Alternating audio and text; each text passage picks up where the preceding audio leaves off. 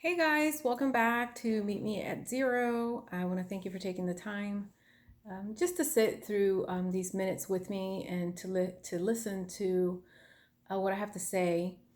I want to thank you for liking, sharing, subscribing to my YouTube channel, for the people that pray for me, that give me feedback, that encourage me, that listen to week after week.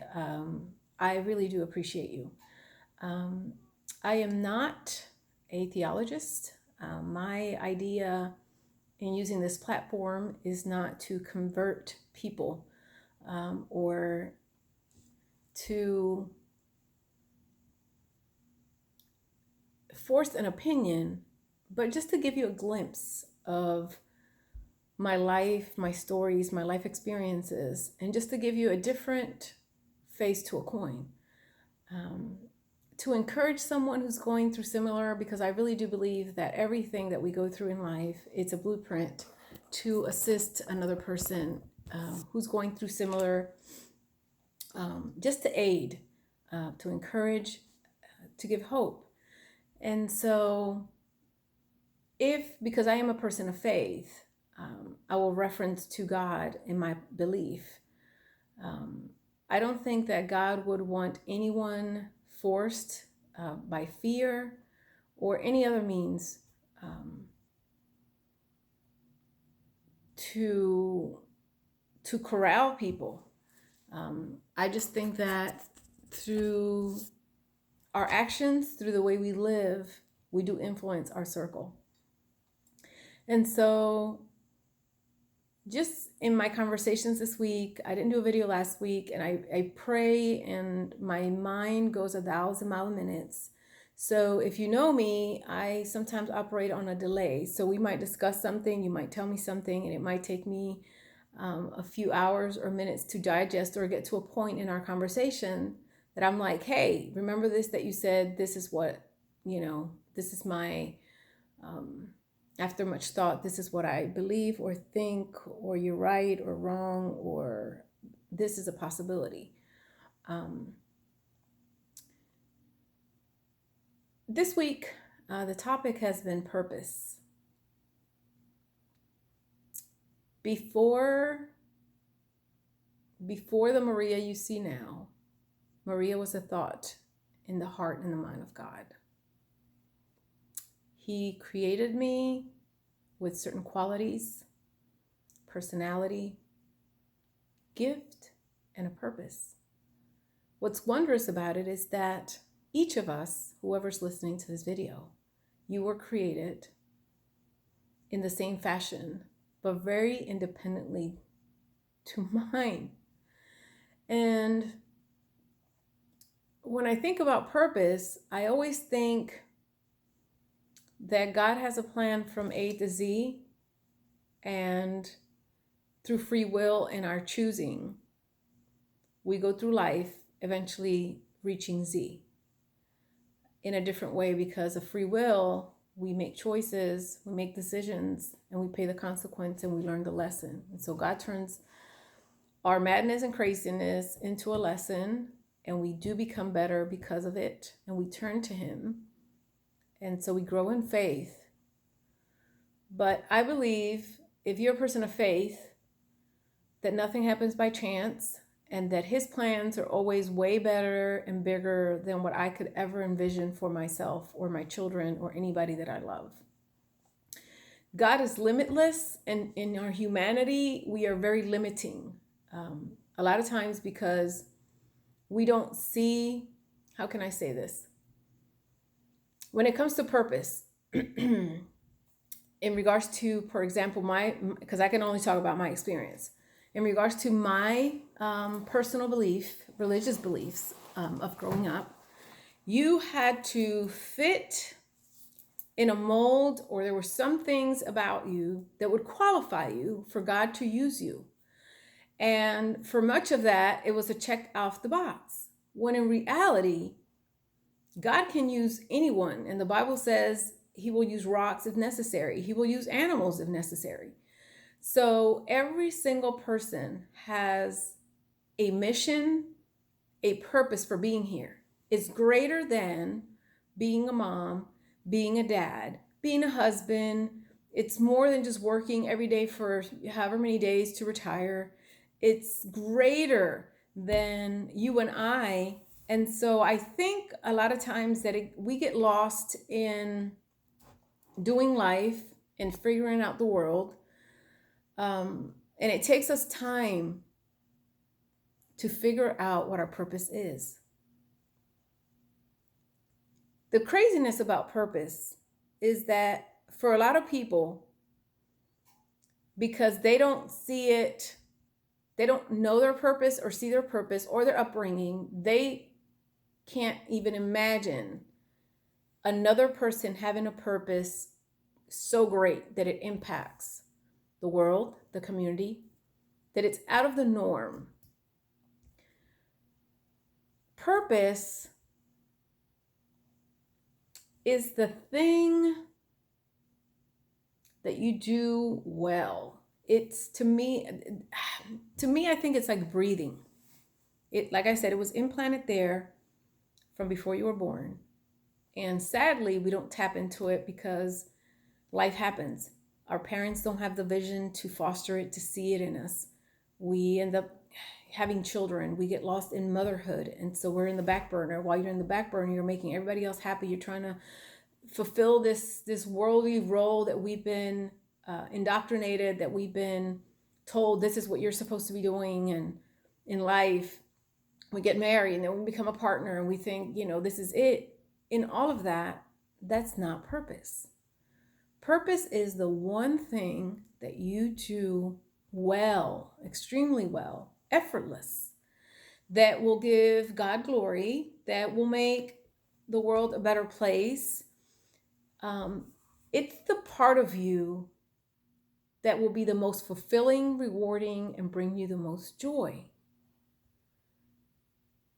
And it's the one thing that connects you to the Father and that you get from the Father, that you don't get from anyone else on the planet. And so for me, and I'm going to talk again, I can only talk about me, growing up in the mindset that I was in, I didn't think that I found myself worthy of having purpose or having a calling for my life or even having a gift from God. And so that also translates into worthiness in regards to we settle in relationship, or if we don't address children, things that we went through as kids, if we don't process certain things, we bunch everything together in the same category. And so we feel worthless. And so I had to learn to find my worth as a person, as a woman, independently of being a mom and being a daughter. My worth comes from God. My purpose comes from God. And so in finding my purpose, I think it brings wholeness to my life. And wholeness comes from God again. It doesn't come from anyone on the outside. So joy, wholeness, and purpose are things that come only from you and God. It's a relationship between God and I. And it's not affected by the people around me. They cannot contribute to it. So as much as I love my children and as much as I love my siblings and my parents, that is not my purpose. They are who God placed in my life, but my purpose comes from God. What I'm supposed to be doing might be something that my family is not used to. For example, these videos. I'm talking about my story, my life. And so I really haven't talked to my siblings to see how they feel about it, because these are my stories and I'm not mentioning, any of them in particular. But for some people, this type of platform, might not be something that they're comfortable with, or expressing emotions or being able to storytell about something that happened in their life. For me, it comes second nature. Hospice for me is fulfillment. If I could do hospice volunteering full time, that would be my purpose. I absolutely love animals. Um, if you know anything about me, I love animals. All that serves a purpose. So when I think of God, of how intentional He was about making us each very different, it was with a purpose in mind. So animals for me, and I'll bring the whole purpose. I'm going to wrap it up.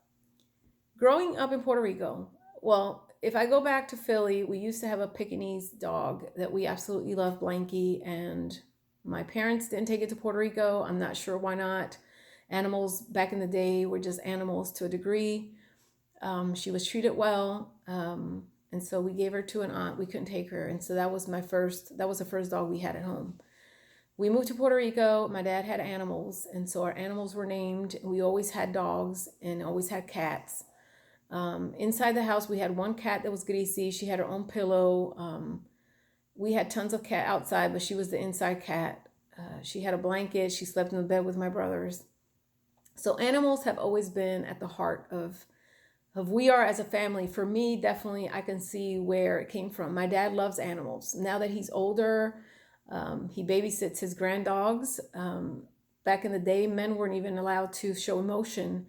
And so we've evolved to where we have grand dogs in our society. When I think of animals, I think that God deemed them necessary enough and with a purpose to create them before us. He entrusted us humans for them. I am the voice for animals who can't speak. Other humans can talk for other humans. If God didn't think, and this is what kills me, this conversation, is more with people that are Christians, because apparently to them, God is only concerned about certain things and not other things, when in reality, God is concerned with everything that's important to you. It doesn't matter how small it is or insignificant you might think to other people. To God, it all matters. And so I'm thankful that there's people that love the planet, that love animals, that advocate, because we are able to still enjoy and see some of them. And sadly, they're being extinguished, exterminated, if you may. We have damaged the planet in so many ways. We are taking over the land to build more houses, and we're leaving them without a home. So we are, when I say we, I'm talking about the people of faith. We are entrusted. God entrusted us with these animals, and we account for them. Just because they're not a soul does not mean that we don't account for what He left us. We account for everything that He gives us, whether we use it for good or for bad, or we're indifferent. That's why in the Bible, when it comes to purpose, there's a parable that there were these seeds, these talents. What did you do with your talent? Some decide they're going to bury their talent. Some people don't even know what their talent is, their gift, their purpose. And I believe that at some point in life, you do have a moment of solitude. You have a moment of quiet time. You have an empty nest time. You have a divorce. You have a separation. You have a loss of someone. You have grief. There's a time, a period that you become just you and God. It's a time of solitude that you really get to know and love on yourself. You get to grow. You really get to test the strength of your faith.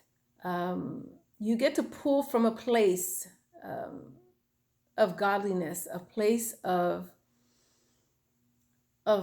strength and joy, of completion, of fulfillment, to find out who you truly are before the world told you who you're supposed to be.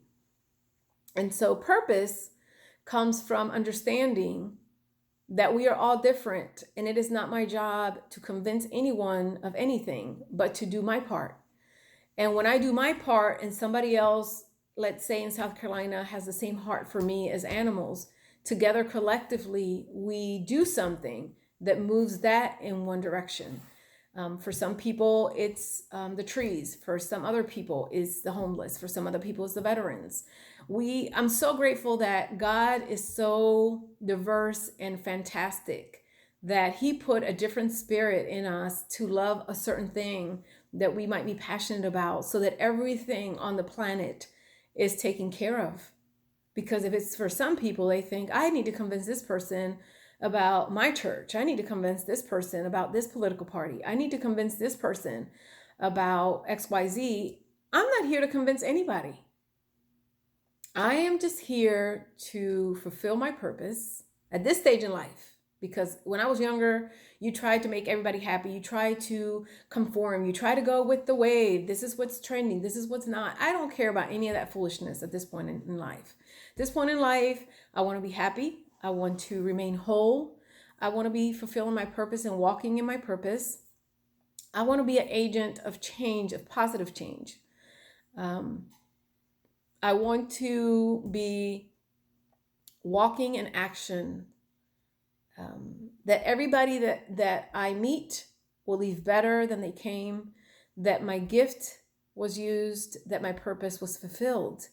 And so I believe that, again, before we were born, God put us on this planet with a reason and a purpose, and it might not look like anything that we've been told, because society has taught us that we conform, that we restrict, that these are the rules that we follow, when God has no rules and God is not in the box. God is actually outside the box.